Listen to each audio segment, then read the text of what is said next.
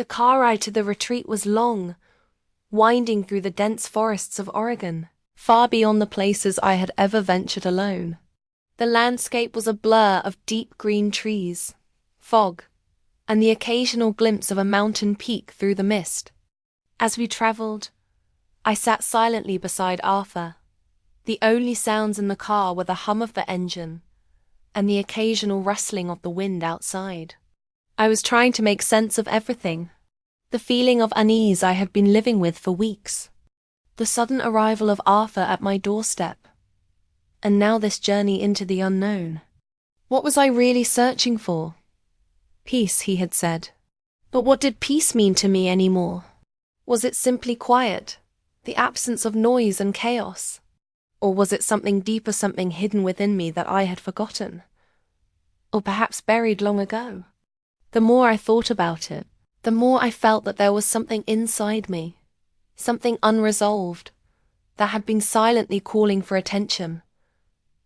But I wasn't sure I was ready to face it. Arthur noticed my silence and spoke gently, his voice calm but filled with a quiet conviction. I know you're apprehensive, Eleanor, but I can assure you the journey ahead will be transformative. It's not about escaping the world or pretending it's not chaotic. It's about finding balance in the chaos, learning to live with it, instead of letting it control you. I nodded, though I wasn't entirely convinced. Could peace really be found in the middle of chaos? Could I, after all these years, truly reconnect with something deeper inside me? The road became more rugged as we reached the edge of the forest, and eventually, we arrived at a secluded cabin, hidden deep in the woods. It was beautiful, tucked away like a secret, surrounded by towering pine trees and mist. The place had a quiet serenity about it, yet there was an undercurrent of mystery that seemed to vibrate in the air. We parked the car and got out. Arthur led me up a small stone path, the sound of my footsteps muffled by the thick carpet of moss that covered the ground. The air here was different, crisp, clean, and alive with the scent of earth and pine. There was something almost otherworldly about it. As I followed Arthur inside the cabin, I couldn't shake the feeling that I was crossing some kind of threshold into another world. The interior was sparse but warm. There was a large central fireplace, a few worn sofas and walls, lined with bookshelves filled with titles I didn't recognize. The soft flicker of candlelight and the scent of incense filled the air. I felt like I had stepped into a sanctuary, a place removed from the noise and demands of the world. And yet, even in this peaceful setting, I felt an undercurrent of something that whispered to me that this place wasn't as calm as it seemed. "Welcome to the circle of tranquility," Arthur said, his voice carrying a note of reverence as he gestured toward the circle of chairs, arranged around a low table in the center of the room. "This is where the real work begins, Eleanor. This is where you'll uncover the parts of yourself you've been hiding." The words sent a chill down my spine. What did he mean by parts of myself I've been hiding? I hadn't even considered that there were things about me I had buried. I had always thought of myself as someone who had dealt with my past. I had faced grief, loss, and the challenges of being a widow and a mother. What could possibly be left for me to uncover? I took a seat in one of the chairs, and soon, other people began to filter into the room. They were of all ages, some older, like me, others younger, in their 30s or 40s. There was something about them, though, something that set them apart from the people I was used to. Their calmness, their sense of presence, it was palpable. They moved with an ease that seemed foreign to me, as though they were already at peace with themselves and the world. I felt out of place. Arthur sat at the front, a gentle smile on his face as he addressed the group. "We're here to help each other find inner peace, to reconnect with what's inside us. There are no right or wrong answers, no expectations. This is a place of acceptance, where you can discover the truth about yourself without judgment." The first exercise began and we all sat in a circle, eyes closed, breathing deeply, listening to the soft guidance of Arthur's voice. I followed the instructions, trying to clear my mind and let go of my thoughts. But as the minutes ticked by, my mind wouldn't stop. Thoughts of my family, my past, my home, and even my worries about this strange retreat began to flood my mind. I struggled. I couldn't seem to let go. The stillness around me felt oppressive, like a pressure building inside me, but I couldn't release it. I tried to focus on my breath, but every time I did, my mind would drift back to my past. And that's when it happened. It wasn't sudden, but it was unmistakable. I felt a wave of sadness wash over me, deep, raw, and uncontrollable. It was the kind of sadness that I had buried long ago. The kind that I had learned to push down in order to move forward. The grief of losing my husband. The loneliness of raising my daughter on my own. The years spent quietly accepting my life, never daring to dream of anything more. I had locked these feelings away, buried them deep inside me, because I thought they were too much to bear. But now, in this quiet room, surrounded by people who seemed to be at peace with themselves, those feelings came rushing back. I felt like I was suffocating beneath the weight of it all. I opened my eyes, gasping for air, and looked around the room. Arthur was sitting across from me, his eyes calm and knowing, but there was no judgment in his gaze. He simply looked at me, as though he understood exactly what was happening. "You're not alone, Eleanor," he said softly, his voice like a balm to my frayed nerves. "You've been carrying this for a long time. It's time to let it go." I felt something inside me break. The tears came then, hot and unrelenting. I wasn't sure how long I cried, maybe minutes, maybe hours. But in that moment, something shifted. I realized that I had spent so much of my life suppressing my emotions, refusing to deal with the pain. I had been afraid to face it because I didn't know if I could survive it. But now, as the tears fell, I felt lighter, like I was finally giving myself permission to grieve, to feel, to be vulnerable. Arthur stayed by my side the entire time, his presence comforting. When I was finally able to compose myself, he spoke again. "Eleanor," he said gently, "you've spent so many years holding on to what no longer serves you. The grief, the fear, the sadness. It's all part of your past, but it doesn't define who you are now. You're ready to move forward." I didn't know what to say. For the first time in years, I felt like I was seeing myself clearly. I was more than just a widow, more than just a mother. I was someone who had lived through loss, but I was still alive. And that, in itself, was something worth celebrating. The rest of the day was spent in quiet reflection and meditation.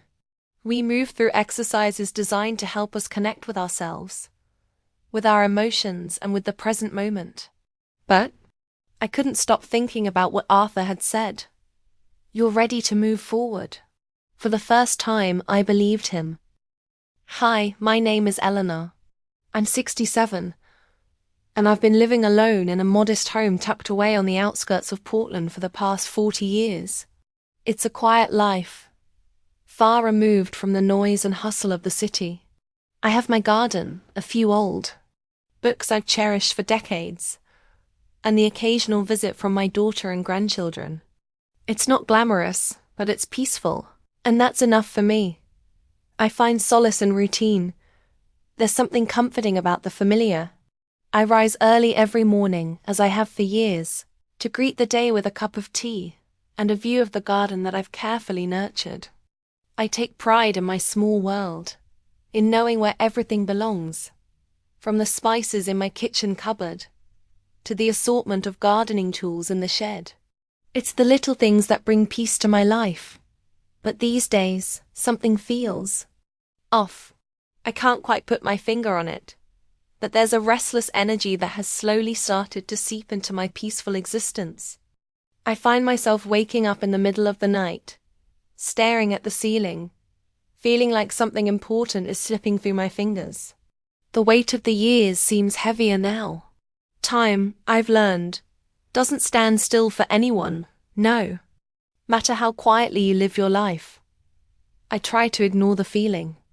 After all, I'm just an old woman in a small town. What could possibly change? I live my life with the certainty that tomorrow will be much like today. That was until Thursday. That Thursday started off like any other.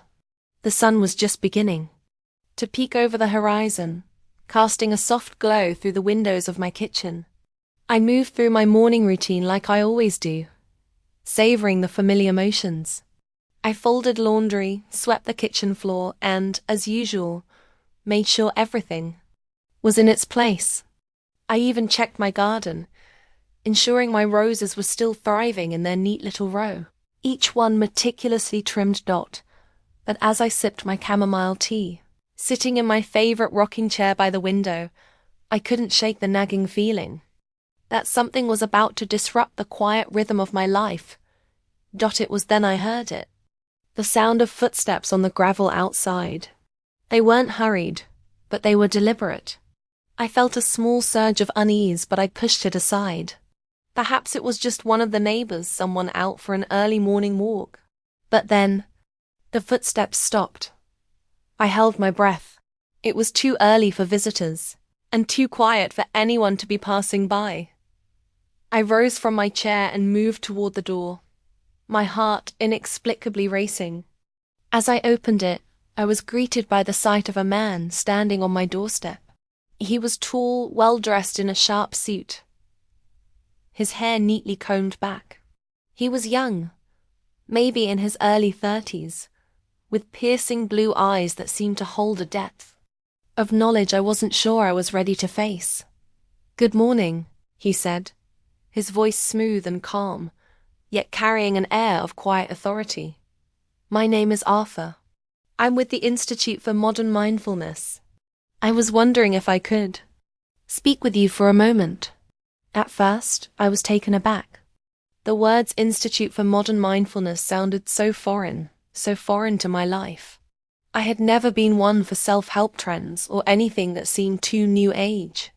But there was something in his voice, something that made me hesitate before I shut the door.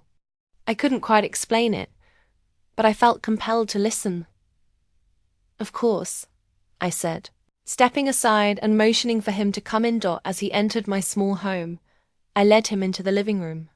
The house, filled with the scent of freshly brewed tea, was peaceful, but Arthur seemed to bring with him a quiet energy that disrupted the stillness. Not in a bad way, but in a way that left me unsettled. He sat down across from me, and as I took my seat, I noticed the way his eyes seemed to study me, like he was trying to read something beneath the surface. "I know this may seem unusual, Eleanor," he began, his voice calm and deliberate, "but I believe you've been searching for something. You may not even realize it yourself, but there's a yearning inside you, a yearning for peace, for inner clarity. I can help you find it." I froze. He didn't know me. How could he possibly know what I had been feeling?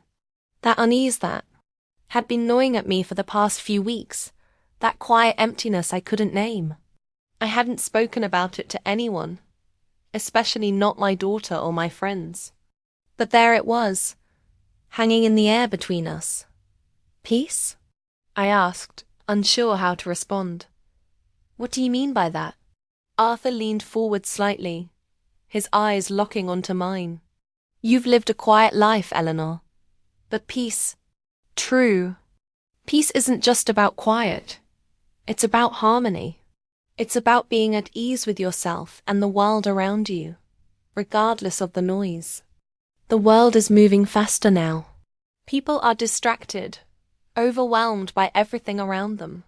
But you have the potential to reconnect with something deeper, something that's always been there inside you."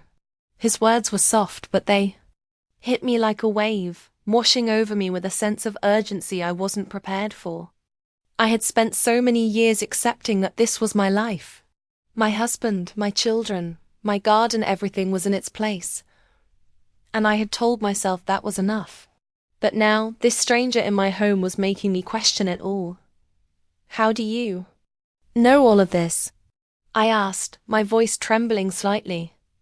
Arthur smiled, but it wasn't a typical smile.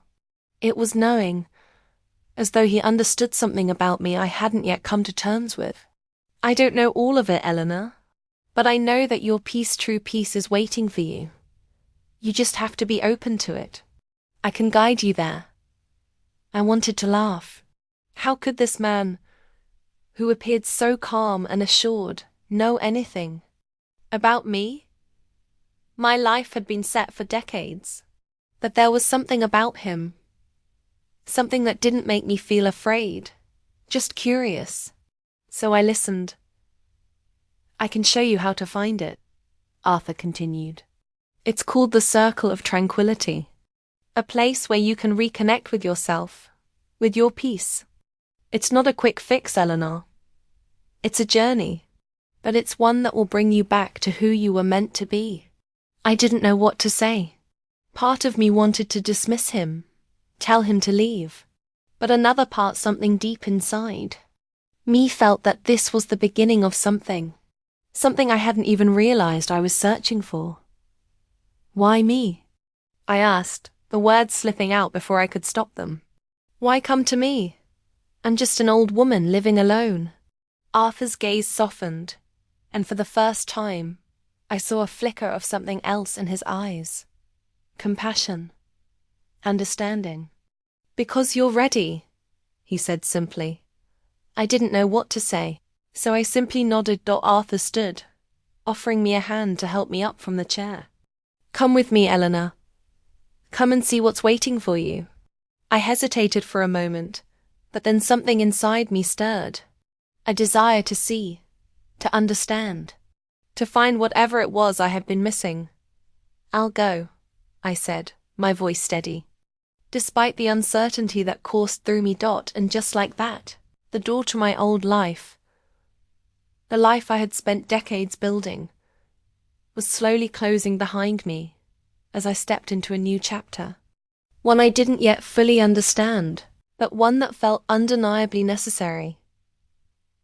Arthur smiled once more, and for the first time in a long while, I felt like I was on the cusp of something life-changing.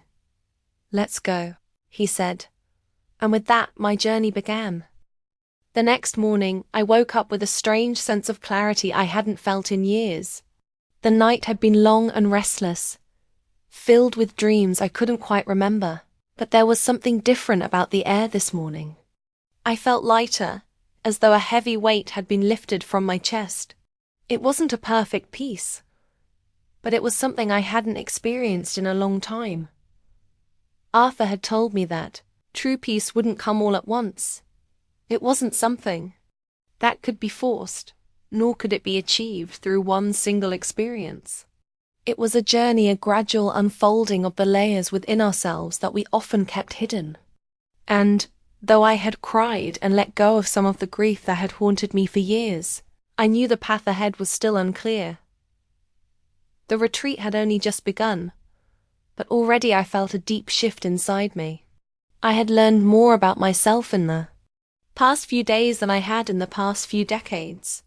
But there was still something nagging at me, something deeper that Arthur hadn't addressed yet. I knew that my journey wasn't just about grieving the past, that something about my present needed to be explored as well. The morning's exercises began with a gentle walk through the forest, following a narrow trail that seemed to weave deeper into the woods. The sunlight filtered through the canopy above, creating soft pools of golden light on the ground. As I walked, Arthur stayed by my side, his steps measured and calm. He didn't rush me, didn't try to push me toward anything I wasn't ready to confront. We came to a clearing, surrounded by trees that towered above us like silent sentinels. The space was still, save for the rustle of leaves in the wind and the occasional call of a distant bird. I felt drawn to sit by a large boulder at the edge of the clearing, and Arthur joined me. sitting cross-legged beside me. This place, Arthur said, looking around, has a certain energy. It's peaceful here because it's untouched, but it's also a place that holds secrets. It's a place where we can go deeper into ourselves. I nodded slowly. I had heard him speak about the energy of places before, but now, sitting in the clearing, I could feel something different. A stillness, yes, but also an undercurrent of something I couldn't quite name. Arthur turned to face me. "Eleanor," he began, his voice quiet but filled with purpose. "You've come here to seek peace, to reconnect with yourself. But there's something from your past that needs to be acknowledged." I stiffened, a knot forming in my stomach. I had thought the worst of my grief was behind me. What more was there to uncover? "Let me ask you something," Arthur continued, his gaze gentle but piercing. "When you think of your past, what comes to mind? The first thing you remember, what is it?" I hesitated. My mind raced through memories, childhood, marriage, the early years of motherhood, but there was one moment, one image that kept floating to the surface. It was a memory from my youth, long before I had built the life I had now. "I remember," I started, my voice faltering. "I remember when I was in my 20s, I had dreams. Big dreams. I wanted to travel, to see the world, to live a life filled with adventure. But then life happened. I met James, got married, had children. My dreams were set aside. I told myself it was just part of growing up, of being responsible." Arthur's eyes never left me. "And what happened to those dreams, Eleanor?" I swallowed hard, feeling a lump form in my throat. "I buried them. I convinced myself they didn't matter. That they were selfish. That my life was meant to be about others, about family. I thought that was what gave me purpose." Arthur's expression softened. "And what if I told you, Eleanor, that part of you, the dreamer, the adventurer, never went away? That part of you is still there, waiting to be reawakened." The words hit me like a jolt. I had never truly considered that. For so many years, I had told myself that my dreams didn't matter, that my role as a wife, mother, and grandmother was enough. But now, in this quiet clearing, Arthur was telling me something I had buried deep inside, that I had abandoned a part of myself. A part that, perhaps, still had something to offer. "I know it's not easy," Arthur said, his voice steady. "But sometimes, to find peace, we need to confront the things we've been avoiding, the things we've told ourselves we couldn't have or weren't allowed to pursue." I sat there in silence, the weight of his words settling in my chest. My life had been defined by responsibilities, by the choices I made for others. But what had I sacrificed in the process? Had I really chosen to give up my dreams? Or had I simply allowed the years to take them from me? "I've spent so many years pretending I didn't care about those things," I said softly, my voice trembling. "But now I'm not so sure." Arthur nodded as if he had expected this response. "That's okay, Eleanor. It's never too late to begin again. The path to peace isn't a straight line. It's a winding road, full of choices and changes. That I believe you're ready to find that part of yourself again. Not for anyone else, but for you." For the first time in what felt like a lifetime, I felt something stir inside me. Something familiar.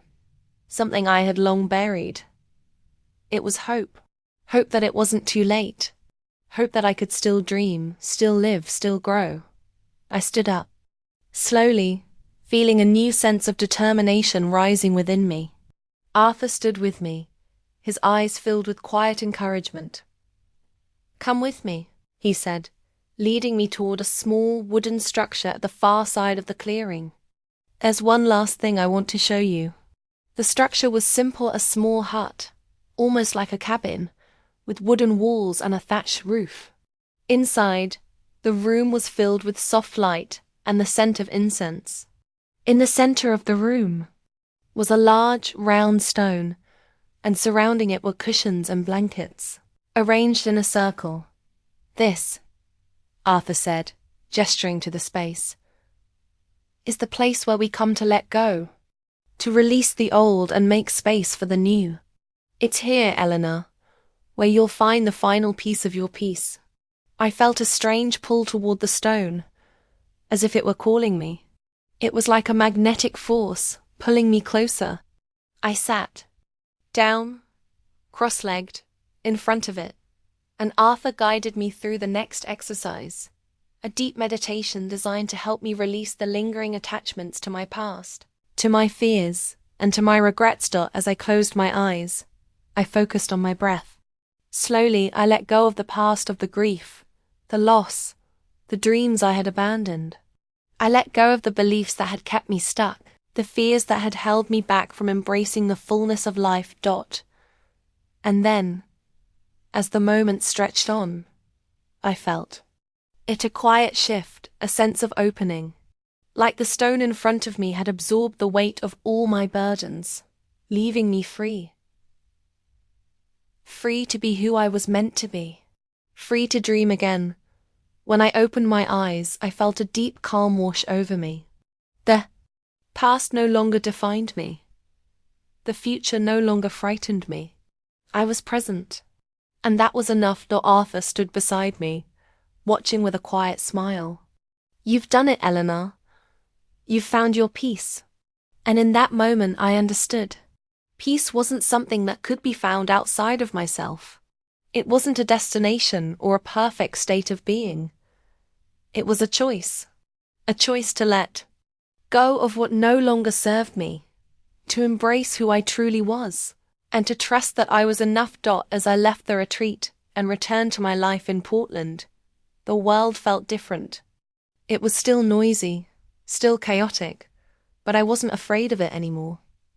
I had found peace within myself, and no matter what the world threw at me, I knew I had the strength to face it. And so, my journey continues. A woman, yes, who has lived through much, but one who has finally embraced her inner peace in the midst of modern times.